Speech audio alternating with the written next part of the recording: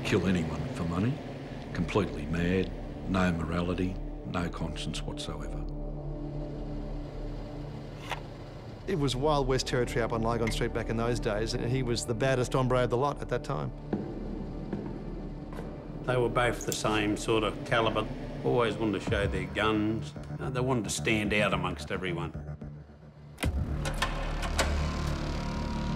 This is the story of Christopher Dale Flannery, Mr. Rent-A-Kill, and Alphonse Gangitano, the Black Prince of Lygon Street. Two flashy sociopaths linked by a love of crime and power, a rotting body, and the convenient death of a witness. They shared a callous indifference for human life, each man building a brand around their notoriety for ultra-violence.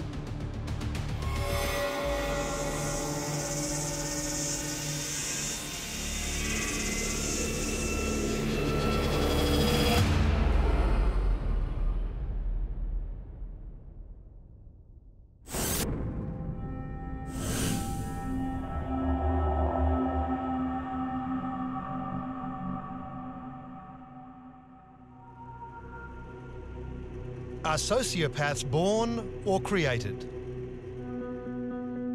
In this episode of Suburban Gangsters, we explore that question through the life and crimes of Christopher Dale Flannery and Alphonse Gangitano. While they share a similar criminal DNA, their path to infamy could not be more different. Ultimately, they stepped beyond the norms of the criminal world. They became liabilities for their gangster mates that could no longer be ignored. On June 6, 1984, you were shot in your home. Yes. Do you know who shot you? Yes. Can you tell me who that was?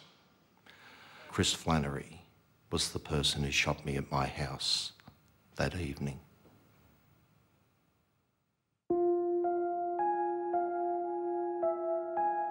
The man who shot New South Wales detective Michael Drury was born in 1948 in the working-class suburb of Brunswick, Melbourne.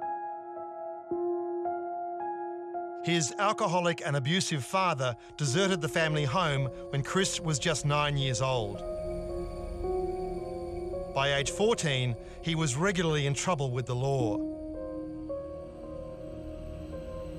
He was sent to Morning Star, a juvenile detention centre run by Franciscan monks who used corporal punishment to keep their charges in line.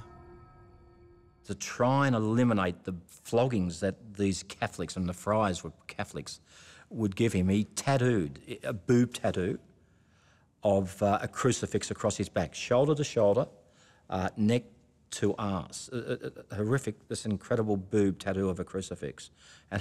And of course, the first time I saw it was when we were in prison. And I said, mate, what in the hell did you get that for? He said, oh, Ray, he said, you wouldn't believe how bad they were. He said, I was terrified of them. I'm not scared to admit it. So I thought if I got this crucifix tattooed across my back, they'd stop flogging me. I said, oh, that's pretty smart, mate. What happened? He said, when they saw it, he said, they gave me the thrashing of my life.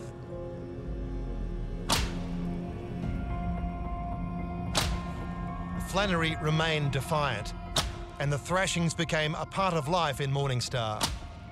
The brutality was deliberate and organised, an attempt to break his resistance.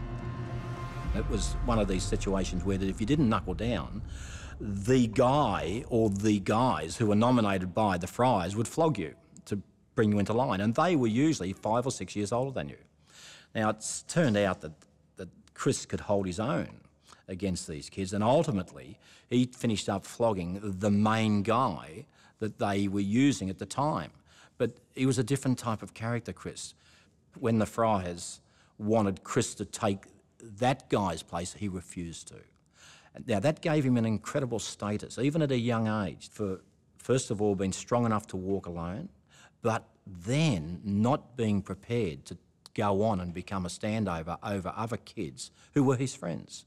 And that put him in a special category. That transferred to when he went to prison. He had the same approach and the same attitude in prison. Aged 19, Flannery was sent to Pentridge Prison for a string of violent offences, including rape. Again, he refused to submit to the rules and was transferred to H Division, a section of the jail designed to break the will of even the hardest core criminals. The guards who ran H Division were bashers and sadists. They subjected the inmates to the worst kind of physical and mental brutality.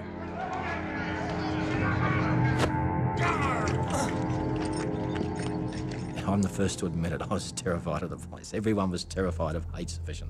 It was a bad place. Anyway, he went down there and he took them all on, offered all the screws to fight him one out, which they wouldn't, of course. They flogged him again and what have you, and he refused to obey any orders.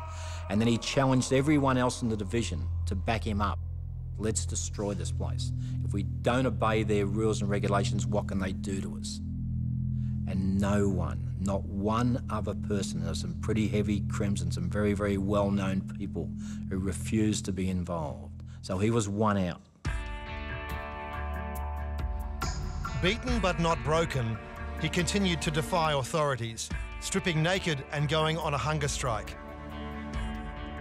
His brother, a respected lawyer, alerted the media to the torturous conditions within H Division.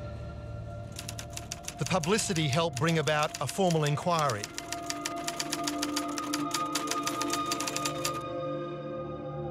After publication, little changed, but the most sadistic prison officers were retired.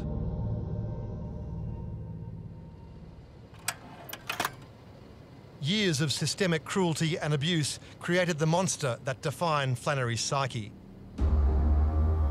The horrors of H Division had turned a minor criminal into a cold-hearted thug. In 1972, Flannery was released 4 years early. Now free, Rentokil's most heinous crimes were yet to come.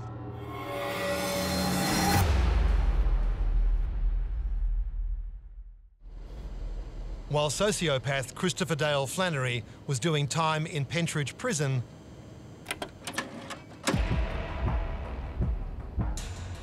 a teenage boy by the name of Alphonse Gangitano was watching Al Capone movies and dreaming of becoming a gangster. Other kids had kiss posters on their walls. He had Marlon Brando as Vito Corleone. I mean, that's all he ever wanted to be. He was a gangster.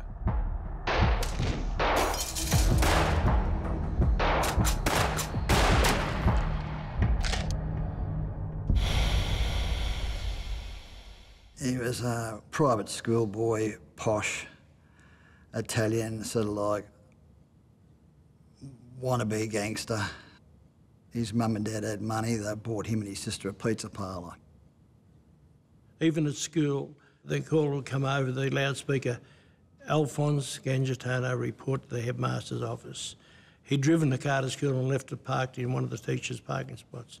You know, he was that kind of a bloke. He was pretty brazen up front, knew how to fight, but was a real smart ass. And as soon as you met him as a bloke, you'd say, I don't like this prick. Well, Gangitano used to hang around gyms. He was pretty handy himself. He could fight like a thrashing machine. He used to knock around with a lot of hoods and thugs and they'd help him out, but he could fight a bit himself. Before long, Gangitano attracted police attention. He ran with a gang of thugs, bashing people in the streets as he sought to establish turf like the gangsters he'd seen in the movies.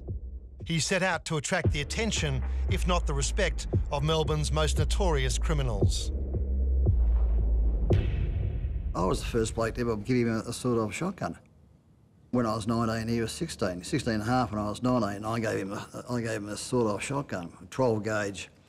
It had a pistol grip. You broke it open, just one shell down there, and you closed it up. It was beautiful, a sawed-off shotgun. My old man gave it to me, and I gave it to Alphonse when I got a handgun. And Alphonse thought it was great, you know. Gangitano could never have imagined that his friendship with Chopper would one day turn sour and that the man who gave him his first gun would try to kill him. But before that day of reckoning came, Gangitano pursued his gangster status by targeting off-duty cops. He and his thugs, usually 3 or 4 of them, would go to nightclubs and they'd give the off-duty police officer a fearful hiding. Put him in hospital for 2 or 3 months, sometimes worse. One of Gangitano's main MOs, he hated police, and that's how he squared up. One of Victoria Police's toughest detectives, Brian Murphy, had a run-in with Gangitano over the bashing of an off-duty cop enjoying a night out. I heard about it, and they came in to Mickey's Disco one night, and I rang the St Kilda police and I said, if you're looking for Alphonse and his mates, I said, they're here and I'll keep them here until you come and get them. Well, a couple of carloads of uniform men came down, they took them away and they were back within about an hour. Because on that particular night they had a pocket full of money. I believe they were relieved of that money, and they came back and they said, you're a nice cunt, did you put us in for belting up the St Kilda cop? I said, yeah. He said, why'd you do that? I said, because I'm a fucking policeman, and they wanted you. While Gangitano bashed police, Christopher Flannery was on the run from them. On bail for armed robbery in Victoria, he absconded to Perth, where he got his first and probably only regular job working in the men's department in David Jones. But it wasn't long before he returned to his old ways and robbed the place at gunpoint, injuring a guard in the process. He was eventually caught by police and sent to jail for another 3 years. When Flannery was released from prison this time, he and Gangitano would cross paths.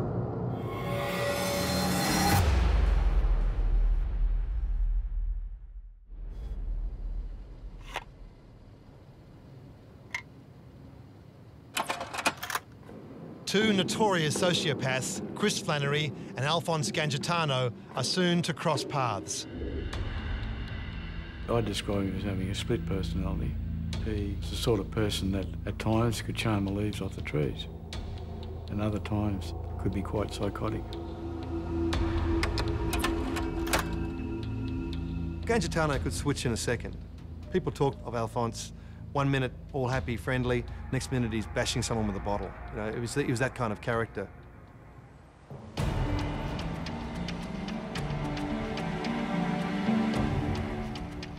Melbourne, Victoria. Today it's ranked as the 5th safest city in the world, a city of art, fashion and cafe culture. But there is another Melbourne you won't find in the tourist marketing. It's controlled and run by a powerful criminal underworld that enforces its will with fear and violence.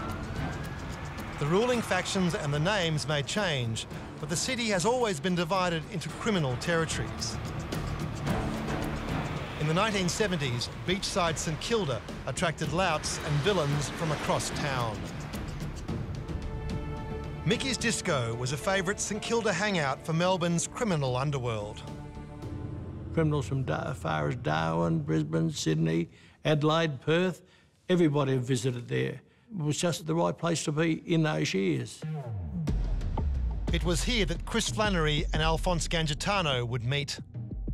Fresh from jail and with limited job opportunities, Flannery accepted an offer to work as a bouncer for the disco.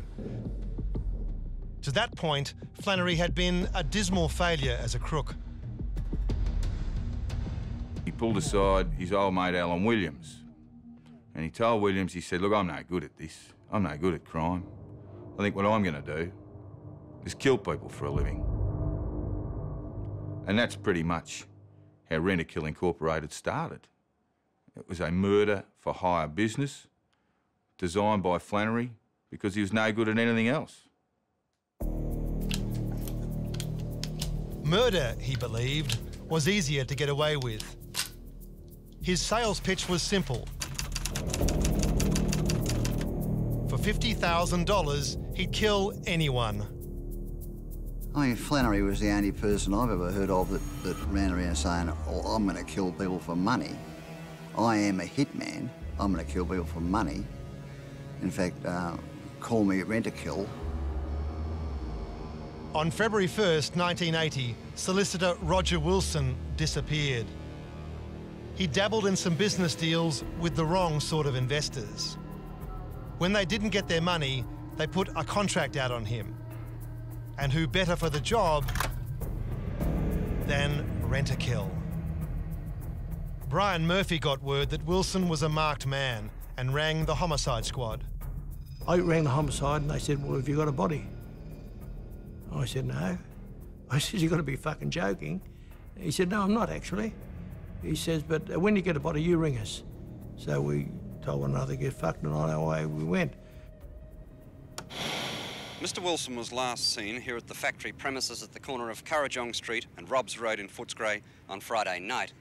He was working late with other company executives evaluating a new product. He is said to have been very enthused by the product and was in high spirits. Flannery and an accomplice grabbed Roger Wilson as he left his business, pretended they were police officers. They handcuffed him, they put him in the back of the car, they drove him away to a remote location. While he was handcuffed, he sought to escape. He knew by that stage what was going to hit him. Flannery charged off after him, emptied the entire revolver into him, killed him and buried him. Burying the body was a rookie mistake. Bodies have a habit of being found. However, if Wilson's body was never found, Flannery and his accomplices would be in the clear. At this time, Gangitano, now 22, was hanging around Mickey's disco, ingratiating himself with his criminal elders. Alphonse Gangitano admired Flannery, who to him as a street-fighting man would have been an A-lister when he was an up-and-comer. Flannery used that to his advantage and gave Gangitano a job that would test his mettle. It was up to Gangitano and one or two others. They were sent up there to where this body was buried. They dug it up, what must have been a grisly job of itself, and reburied it in another spot.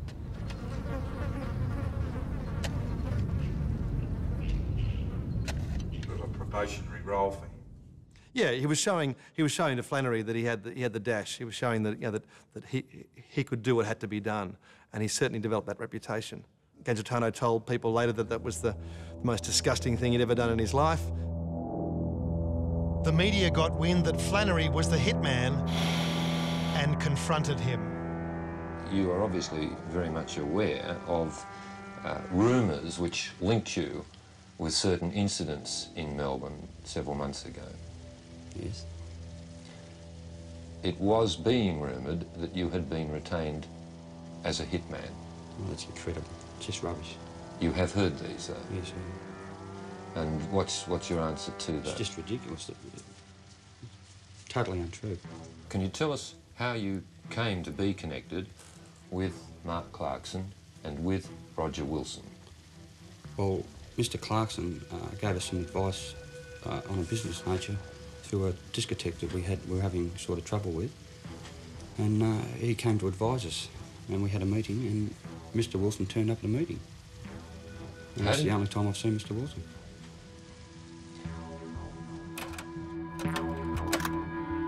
Wilson's body was never found, but police believed they had enough evidence to prosecute.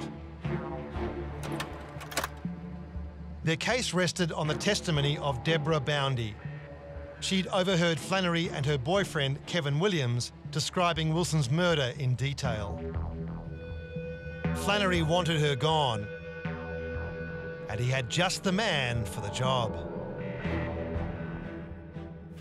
He liked to sit Sheila's down with a bag of pure. She would overdose with pure Chinese white. She killed herself. They just supplied the heroin for her, the pure for her, and sat there and watched her do it. Her death achieved its aim. Without a witness, the case collapsed and Flannery walked free from court.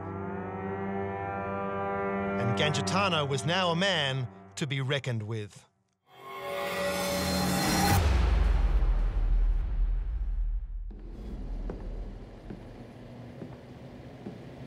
I had seen him explode on occasions. I've seen him, and he just grabbed this bloke by the hair, shoved him up against the wall of that theatre, and shoved this gun into his mouth so violently that it pushed all his teeth out and split his lip.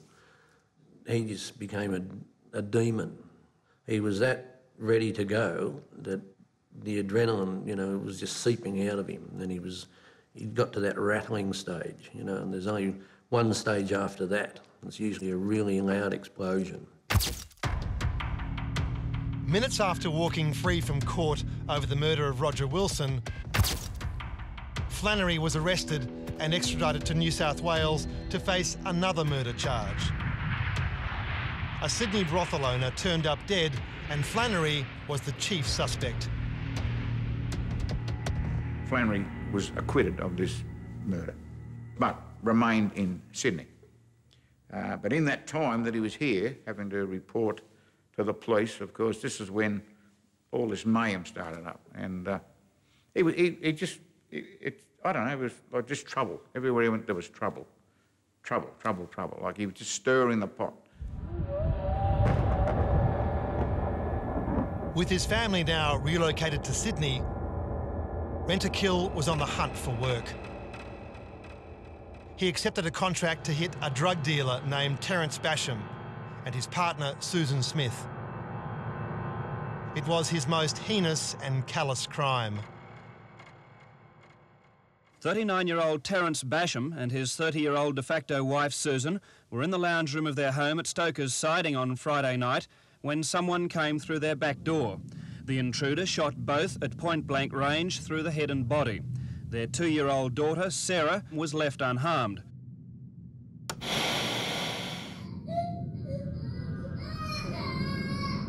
The distraught toddler was found hugging her parents' lifeless bodies when their murders were discovered the next day. In many ways, he was the rather true sociopath. He had very little regard for the well-being of other people. And this is quite a disturbing psychological trait to have. He would often brag amongst other people of the crimes he'd been involved in over the years. But I think a lot of people in Sydney, in the organised crime world, realised also that Chris Flannery, being the homicidal maniac that he was, could not be trusted by anyone.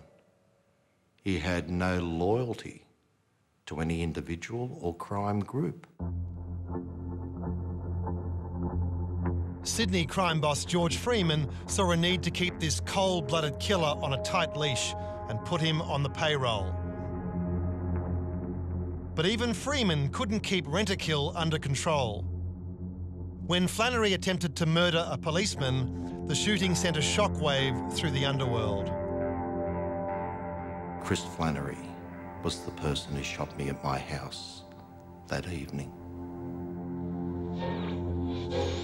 The detective, a senior constable, had been standing at the kitchen sink of his Chatswood home shortly after 6 o'clock this evening when 2 shots were fired through the window. He was rushed to the Royal North Shore Hospital in a critical condition.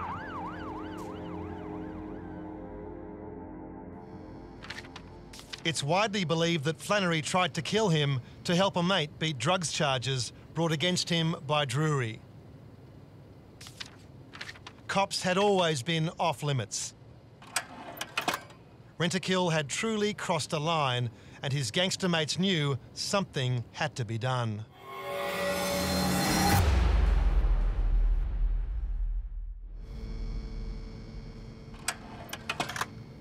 He did all his fighting in packs. He never fought anyone on his own. He did all his fighting with people with him. He pistol whipped people, you know, with a fully loaded gun.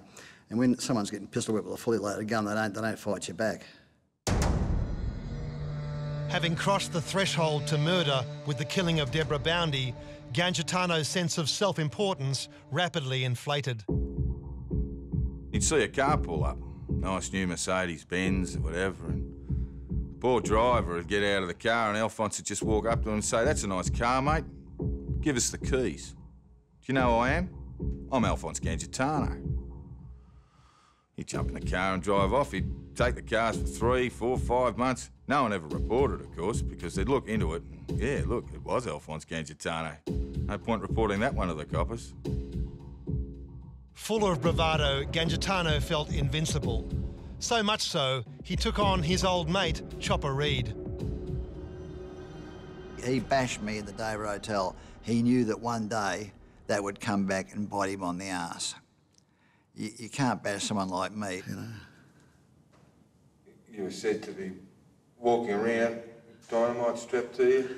Yeah, well, that was only one occasion. I went up and looked for him at his at the gambling club he was at. I had a stick of gelignite in my mouth, and I had some dynamite strapped down the front of me, and with detonators in it and everything, you know. He pushed his way out through the toilet window and landed on the roof of a Mercedes, and then hurt his back. Why did you go to war with Alphonse? Because I just wanted to show everybody what a weak prick he was, you know. So that proved to people how much gut and dash he had, you know.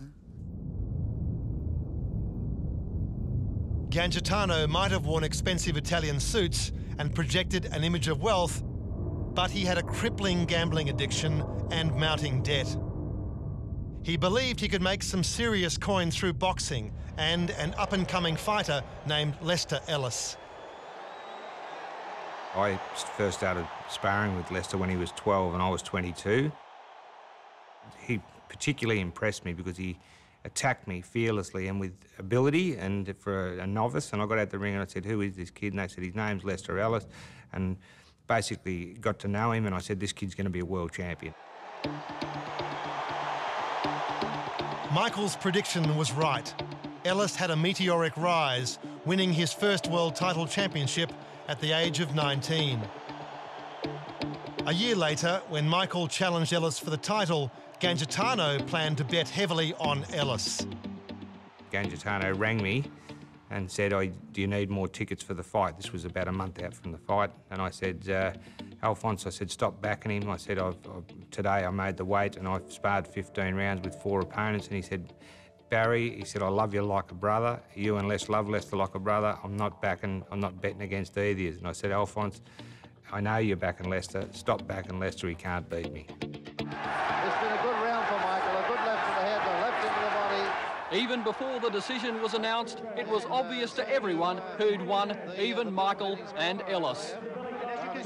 Keith Ellis. He's the new IBF World Junior Lightweight Champion. Alphonse lost a lot of money on the fight and sought retribution. With the help of his cronies, he attacked Barry Michael in a nightclub. I've turned around for the first time and I'm surrounded. And the first thing I thought was, I'm off. There was at least 8 guys surrounding me with death in their eyes. I knew they carried guns. I turned to Alphonse and I said, "You effing so-and-so, you've set me up."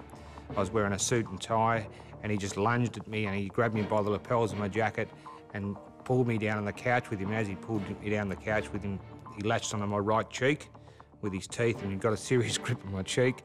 And I got my hands up trying to gouge his eyes to get him off me, and immediately they were like a pack of mongrel dogs on top of me, bashing me and biting me. I had bite marks on my back. My nose was smashed. That scar on the bridge of my nose is from that evening, and it was smashed right across under my left eye. It was a really serious break. Eventually I remember someone saying, "He's had enough, he's had enough."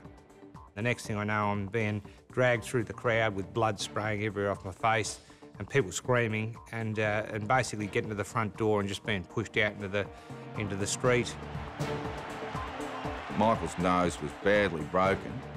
He had just one more fight in his career, and because he couldn't breathe through his nose anymore, he had to give it away. It was yet another example of Gangitano's capacity for violence, a trait that would ultimately result in his own death.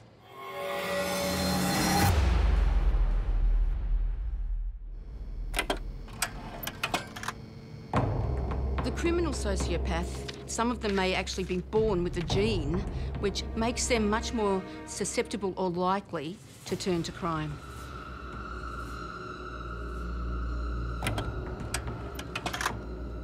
On the other hand, there are some born and raised in wonderfully socialised families where you'd never expect, with all their advantages in life, that they would turn to crime. It may be genetic, it may be environmental, but it's almost like their future is doomed, that they'll go down the slippery slope of crime and they'll enjoy it thoroughly. The beginning of Christopher Flannery and Alphonse Gangitano's journeys into crime were very different, but where they ended up was the same. Chris Flannery told a number of people if he was arrested for my shooting, he was going to roll over and tell the truth on everyone. And there were some significant organised crime figures that couldn't guarantee their own safety. And they were in the same camp as Chris Flannery. So in their mind, he had outlived his usefulness. Christopher Flannery's Sydney house was peppered with bullets. They smashed through windows, splintered aluminium cladding and shattered brickwork. But of the 30 shots fired, only 2 found their target.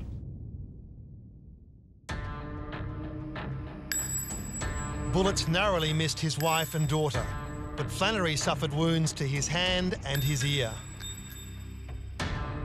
The hitman was now the target and turned to drugs to stay on high alert.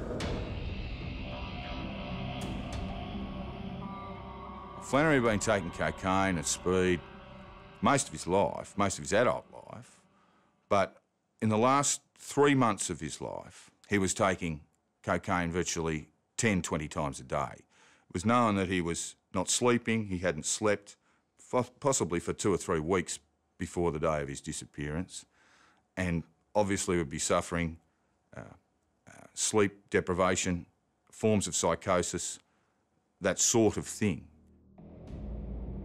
It's never been proved, but it's widely believed that George Freeman ordered the hit.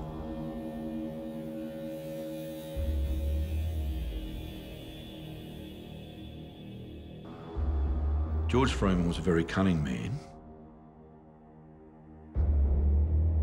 Flannery was still employed as his minder stroke standover man. Flannery and George Freeman used to regularly take a sauna together. And on one of these occasions when they were having a sauna together, Freeman casually mentioned to Flannery that he had access to a high-powered machine pistol, and in fact said to Flannery, "Are you interested in?" Of course, he registered a positive response, and that was it. Ultimately, Flannery went to Freeman's home, and what we've been told is during the course of the conversation, there were 2 other people at the house, and Freeman went and retrieved the machine pistol.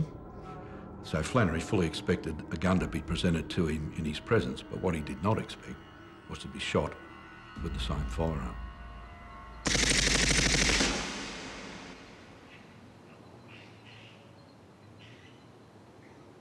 The power in Sydney decided that Christopher Flannery should go for the sake of peace in a funny kind of way. The man who killed for a living ended up like the Virgin for the Incas. Heart bled so that the harvest would be better the next year. Mrs. Flannery, thanks for coming in. What has happened to your husband? My husband's dead. How do you know? Because I know he's been murdered. How do you know that? Well, he left our apartment on Thursday at approximately 8 o'clock in the morning, and he has never returned and never been seen since he's dead. On legal advice, George Freeman was saying very little about his visit from the police. They're saying that Flannery was on his way out to see you. I don't know what they're saying. Yeah. And that I'll make no comment. To say you had nothing to do with his death. I had nothing. Is he dead? Well, I don't know. Is he dead? Police seem to think he might be. And that? Well, I don't know that.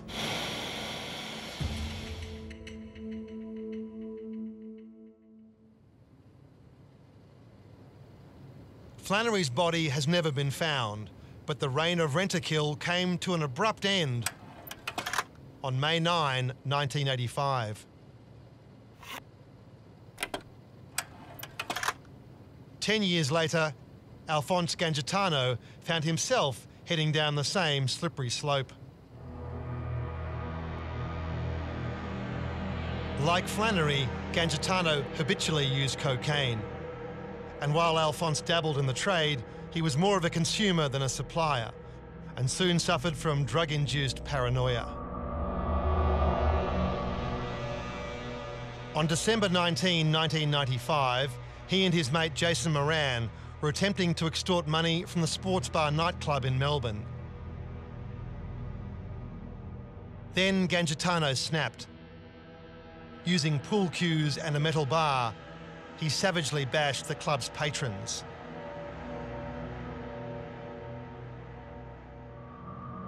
Former homicide detective Charlie Bazina worked on some of Victoria's highest profile criminal cases.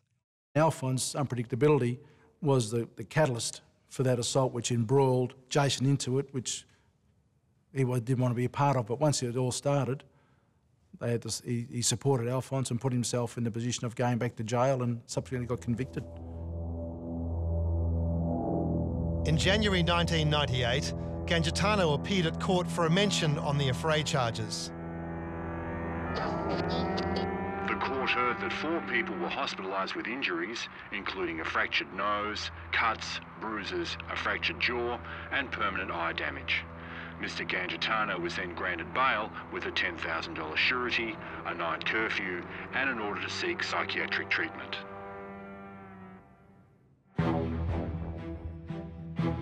Rumours that Gangitano was going to plead guilty rippled through the underworld. This would leave Jason Moran facing a certain jail sentence. Gangitano should have learnt from Flannery's mistake. Threatening to turn on your mates seldom works out well.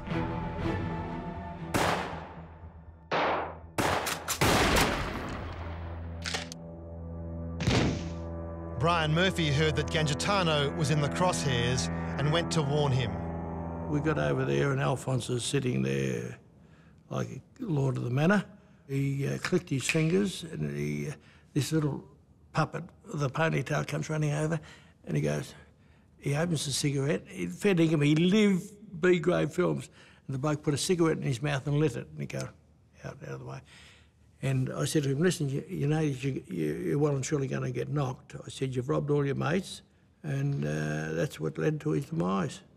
And he said, there's no fucking way I'm going to get knocked. He said, they're my buddies. Crime figure Alphonse Gangitano was gunned down in his Templestowe home. His wife found him lying in a pool of blood in the laundry. He'd been shot 3 times in the head and body. His killer has not been found.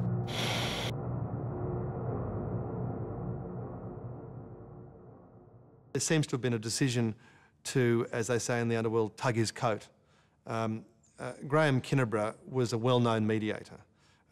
He was renowned for resolving things without violence. It's alleged that he and Jason Moran went to Gangitano's house in Templestowe for a discussion. Former homicide detective Charlie Bazina was assigned to investigate Gangitano's murder. Indications are he then walked into the house. It's obviously well known to Alphonse. He was allowed in, and Alphonse greeted him at the door in his underpants. Anyone else or someone that Alphonse didn't know certainly wouldn't have been allowed access. I believe at that stage that Jason Moran had pulled a pistol, shot Alphonse. Now what that argument was over, we'll never ever know. He was shot several times in his underpants in his laundry. Hardly a glorious end for the gangster that he'd like to have been known as. No one was ever charged with his murder. There's a saying in the Melbourne underworld, we catch and kill our own. Flannery and Gangitano should have faced society's justice for their crimes, but instead they faced the judgment of their criminal peers, and the sentence could only ever be death. Their departure restored balance in their criminal networks, but it would not last. Few but their families and a handful of friends mourn their loss.